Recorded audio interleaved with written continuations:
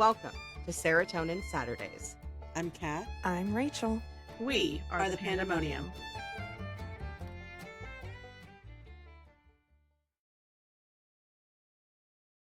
Good morning. Good morning. I am my room, my office is a disaster. I've just been literally piling it in this corner.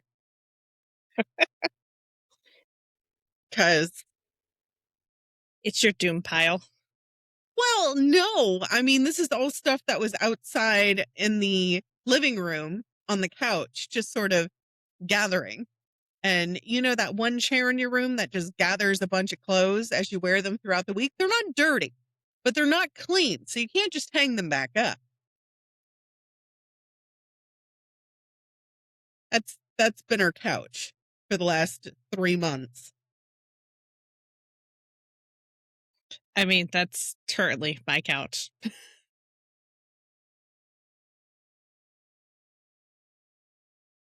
I wash it, put it in the dryer, it gets dry, take it out, dump it on the couch. I'll fold this in a minute. Never happened. So it's just a pile of clean laundry right now. I mean, for me, if I don't fold my laundry as soon as I take it out, it'll never get done. And like, I have a load of towels. We don't have paper towels in our house. Rachel, Em, and Meg know this. I moved away from paper towels when I lived in Virginia because I was spending about $50 a month on paper towels. So I went out and got all the stuff to make reusable paper towels and I made them for myself. I have never saved so much money. I paid off 2 credit cards. And I was like, God damn, I didn't realize I was spending that much money. Well, now Josh has gotten used to the reusable paper towels. And so last night, I'm in the middle of making hamburger helper and he brings the basket over from the laundry area. And he goes, okay, put, the reusable ones in here so we can stick them in the washer tomorrow. And I was like, my heart. I love that. Now, if you can just remember to stick the dishes in the dishwasher. Baby steps. We're working on it. So he will stick them in the dishwasher before we go to bed. If the dishwasher hasn't been run yet, he'll put it in and then run it when we go to bed. But I noticed he won't run the dishwasher during the day.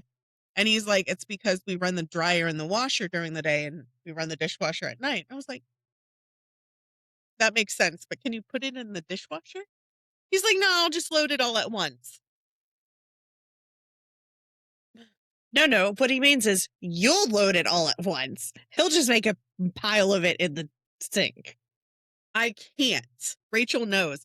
If I wake up in the morning and there's dishes in the sink, that's the first thing I do. I don't make coffee. I don't do anything else. I clean the dishes. So last night before I went to bed, I washed literally everything in the sink but a chopstick, which I used for my water. Have you set up your hydration station? Wonderful. We have Maud back for a temporary time. Bertha is currently being sanitized in the dishwasher. But it was funny because he's just like, you can't just let it sit, can you? And I was like, no, that's how you get bugs. And he goes, what? And I had to explain to him, when you live in Virginia, where I lived, it was swamplands. So if you left the dishes in the sink for more than even a half hour, maybe 45 minutes, you got bugs. I am not a dirty person at all. And that just scarred me for life after that. So anyways,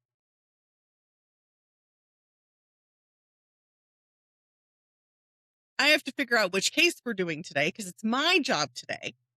I don't even remember.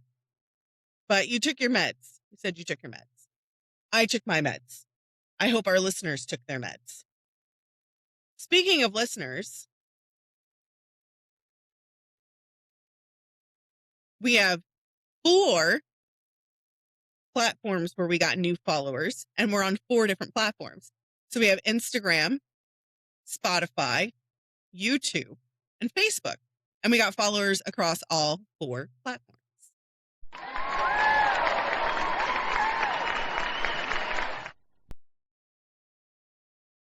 You good?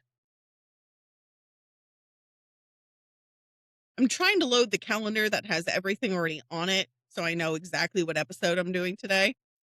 And I've pre-planned literally everything. And I don't know what episode. Already did that. I know which one we're doing today.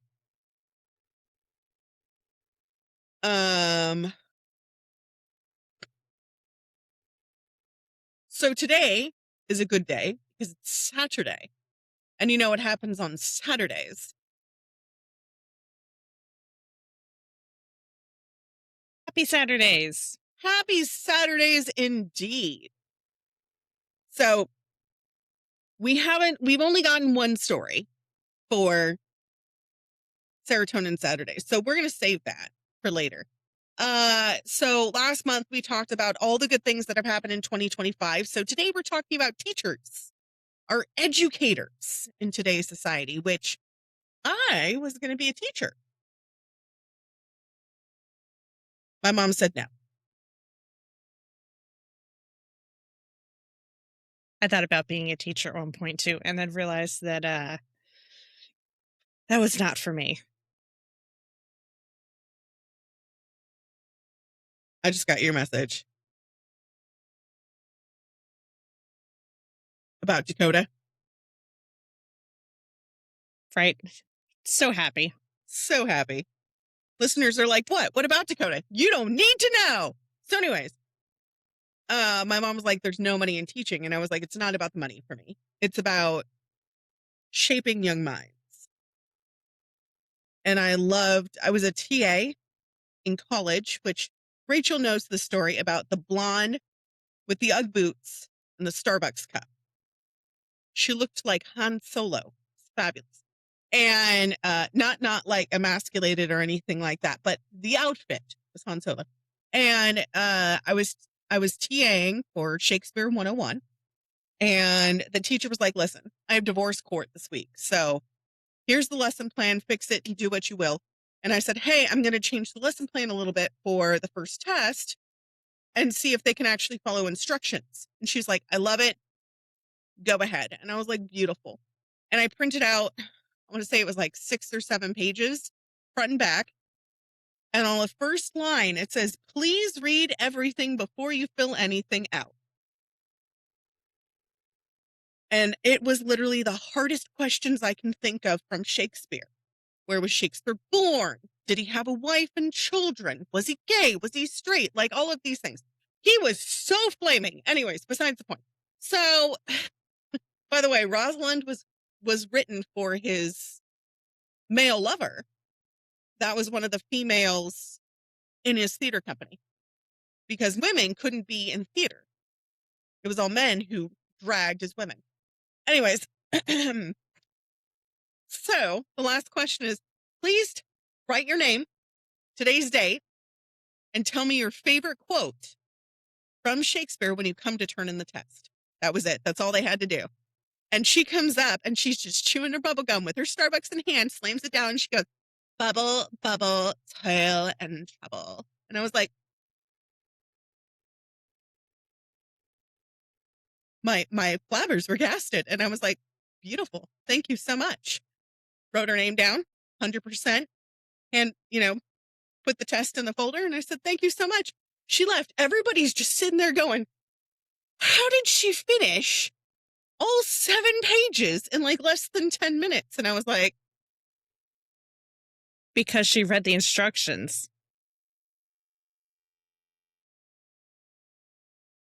they came back because it was a Monday, Wednesday, Friday class.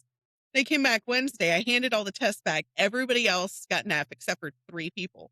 And we had 20 people in the class. And I was like, guys, the teacher's coming back next Monday. I redid the test because I knew y'all wouldn't be able to listen to instruction. except for these 3 people. These 3 people, you're exempt for the rest of the week. I'm writing you up as you've attended all classes. Go home. See you next Monday. Because it was a 7 a.m. class. So they could all sleep.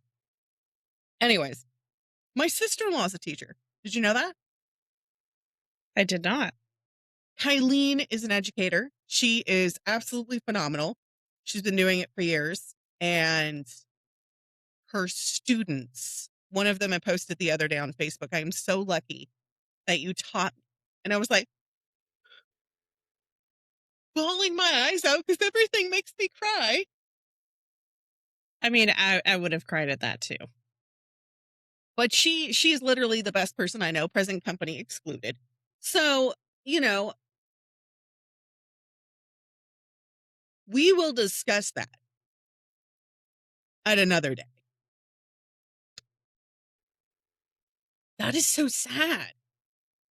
The listeners are like, Right? what? What's so sad? Nothing. Well, by this point that the episode is aired, everybody will have known. Right. And if not, Jesse Jackson, the Reverend Civil Rights leader, died today. Well, the day we're recording. We record this quite a lot ahead of time. Yes. Damn. Well, okay. We're going to talk about happy stuff today. We're not talking about death.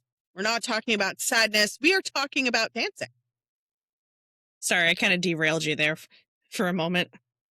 Derailed? There was no car. There were no tracks. It was just straight air.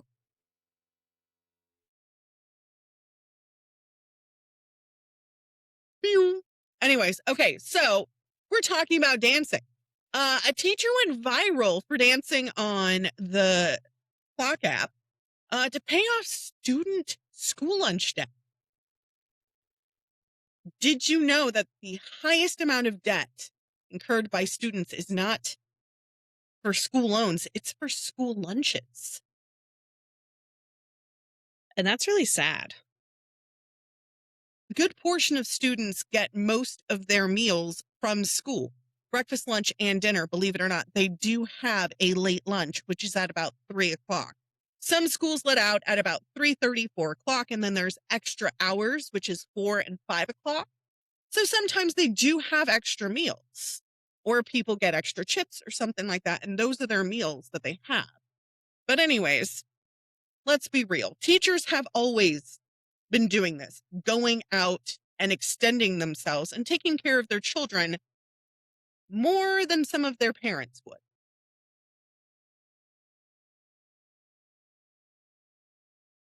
I can't see for shit out of those, so we're going to switch to the big ones today. Wow, you're like extra magnified. Looking gorgeous as always. So teachers have been buying food, clothes, coats, shoes, supplies, and quietly making sure that their students and their kids have a safe space to learn, as well as the things that they need to succeed in life. The world feels heavy, but this definitely helps, especially with everything that's going on. So in early 2025, so around January and widely covered by news until mid-March, end of May, Katie Jo Christensen, a special education teacher in Weber County, Utah, used TikTok dancing videos to raise money to pay off school student lunch debt at her school and neighboring schools in the county. She started with a goal to raise about $4,000 to clear her own school's debt. After one video went viral, she surpassed that goal and quickly kept raising more money, at one point approaching nearly $20,000, at which point she used to help multiple schools eliminate their school lunch debt. From dancing on TikTok. I mean, I'm glad she raised money and to help her students. Not just her students, but the students of the whole school. I know that mom, she was a special education's para for pre-K, and I couldn't tell you how much money that from her own pot and her own paycheck that she turned around and dumped into that classroom with supplies and just stuff for the kids, even though they had food, the parents were able to provide them with food, just enrichment items that the school couldn't provide because it was in a poor part of the county, and the county itself just couldn't, they didn't have the funds to do it. And if they did have the funds, they spent it elsewhere. But that's a topic for another day. So she and her teacher spent so much of their own money just to provide so much for the kids. I mean, I was living in California in Sonoma County, and you remember when the fires happened and everything was just gone. And I was lucky to get my apartment back, which was right next to the commune. Did you know 4 of the people who lived on the commune were extreme couponers? Well, one of them, I went up to her and I said, look, 2 of the schools have closed down. So now they're moving those 2 schools to this school, which is already small as it is. They rented out the classrooms that were kind of like the trailers. So they had like 6 of those that they moved onto campus and then had to get another 6 more for the other accommodating classes. I told her, I was like, let's make a pantry for them because they probably don't have anything. So we got literally everything on discount. We rated their stores. And I was like, can we take this? And she's like, take whatever you want. We got clothes, we got coats, we got shoes, we got socks, whatever they can need in different sizes. And they were all in bins. So everybody got a jacket, a pair of clothes, and shoes at least once a week to go through there to get what they needed. Like they got one jacket for the whole season, but you know what I mean. When I tell you, no press covered it, I was pissed because I was like, why aren't more people doing stuff like this?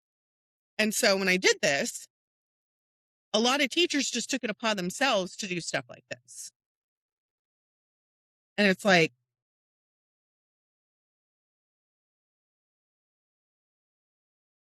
well, were you going to say something? I was just going to say it's really frustrating. They deserve more acknowledgement. So Katie Jo Christensen ended up getting an award by the West Haven City Council for all of her efforts. And as you know, on TikTok, on the Clock app, creators can earn money from videos if people watch them long enough or donate directly to, the actual person themselves. I have really bad heartburn today, guys. So if you just see me just go, make a face, it's the bean. Okay. So she's using this income to wipe out overdue lunch balances and other student debt. So that way students are burdened by debt of essential meals. Meanwhile, this was in Utah, a couple of states away in Cleveland, Ohio. We have something that I personally loved because it involves Lowe's, our favorite Lowe's. It's where the lesbians go. You know, the dads and the lesbians have separated. Lowe's and Home Depot. You and I both know that. I'm just sitting over here cackling. So the lesbians and the veterans have claimed Lowe's, and the dads and the mansplainers of the world have claimed Home Depot. Don't get me wrong, I love Home Depot. Home Depot's great, except they don't pay livable wages, and we're not going to talk about that today. So in Cleveland, Ohio, a 3rd grade teacher noticed some of her students couldn't come to school because they lacked clean clothes, which can affect attendance and confidence. So she started a community crowdfunding campaign to get a washer and dryer installed at the school so families and students could actually use it anytime. Lowe's donated Lowe's donated the machines directly after word got out and got spread, and they got tagged in a couple of posts. Funds were raised to help buy detergent and supplies too. Note, there are multiple donors choose teachers projects where teachers successfully raised funds to bring washers and dryers into schools to support students' hygiene needs, showing that this is a recurring thing and that teachers are making waves around the country.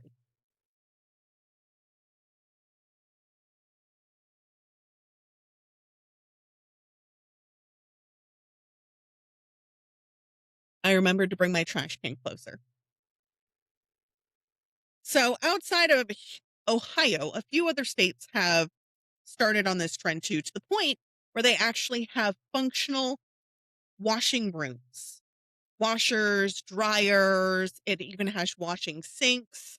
So they have a full laundromat at the school, and kids can actually bring their clothes in. And I was just sitting there sobbing doing this. And this is right when I found out that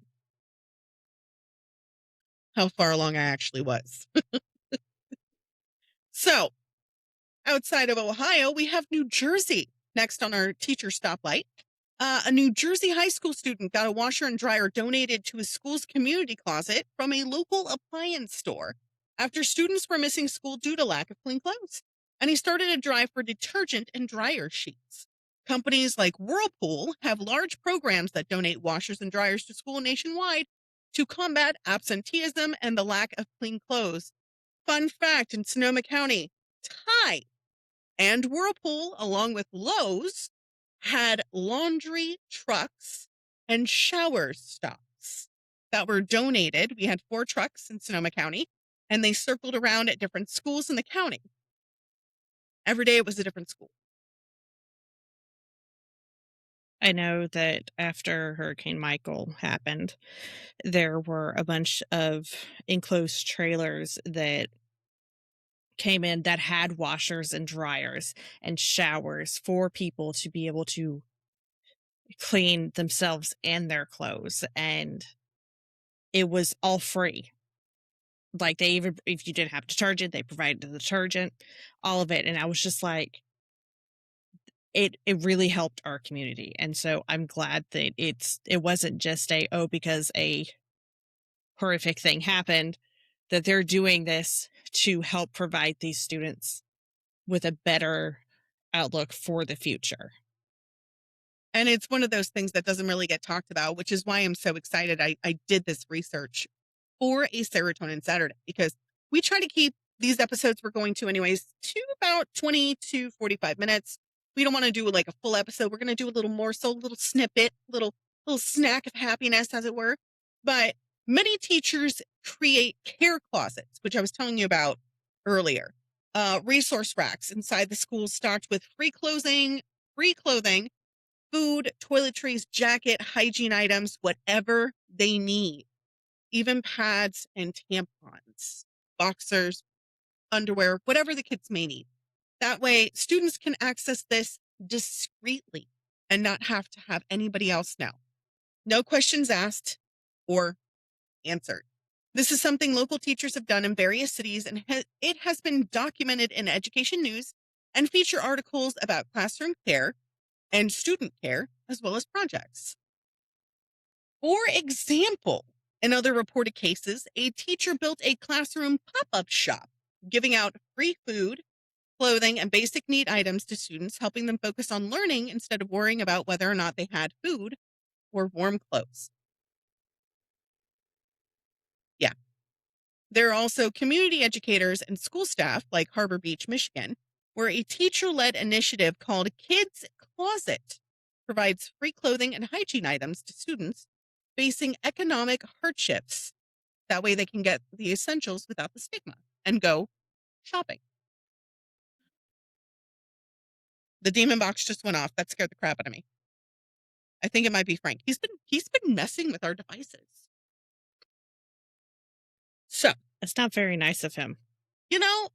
I stopped questioning it a long time ago because he just likes to mess with me. Oh, I'm not questioning it. I'm just saying it's not very nice. Scaring you while you're prego Lego. I am Prego Lego.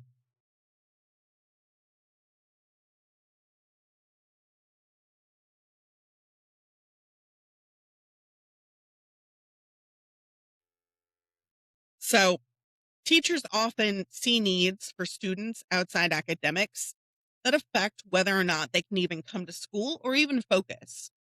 Hunger, dirty or ill fitting clothes, lack of basic supplies, even sleeping.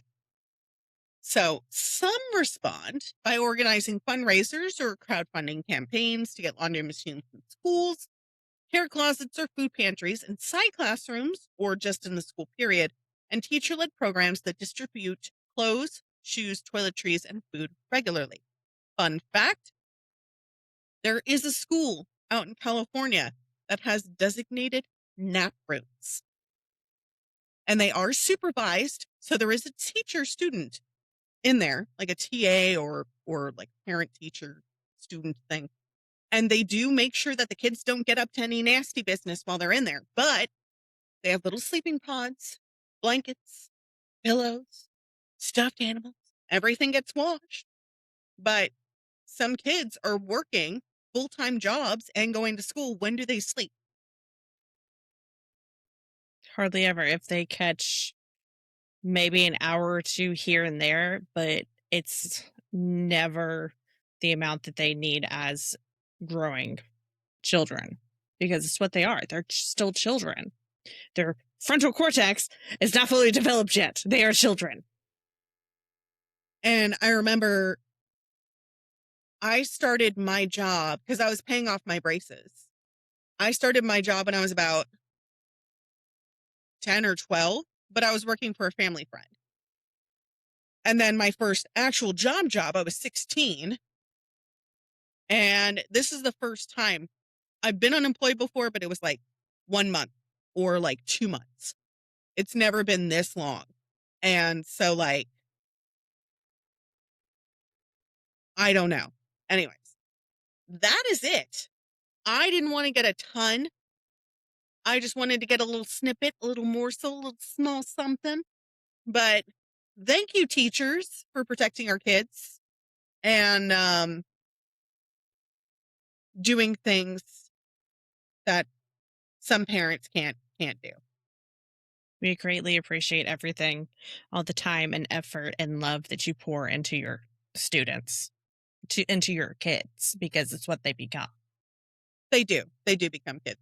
And I had somebody ask me the other day, you said you have kids, so you're a teacher. And I was like, no, they just chose me. I'm just their mom. I mean, you kind of are a teacher. You know, you taught them a lot of things, so you did teach them. I mean, yes and no. I do teach tarot and I do teach palm reading and how to do basic witchy stuff. But I mean, like, I taught them how to become better humans. I mean, I was thinking more of, teaching them to love themselves and to, not just, tarot and witchy stuff, but just to be better humans in general. You're still teaching. I mean, yeah. Like the other day I had a proud mom moment because it was Sam's birthday. And uh-oh. An item was substituted. Hold on. I'm getting my Walmart order. So I guess he's getting some fruit punch this week as well.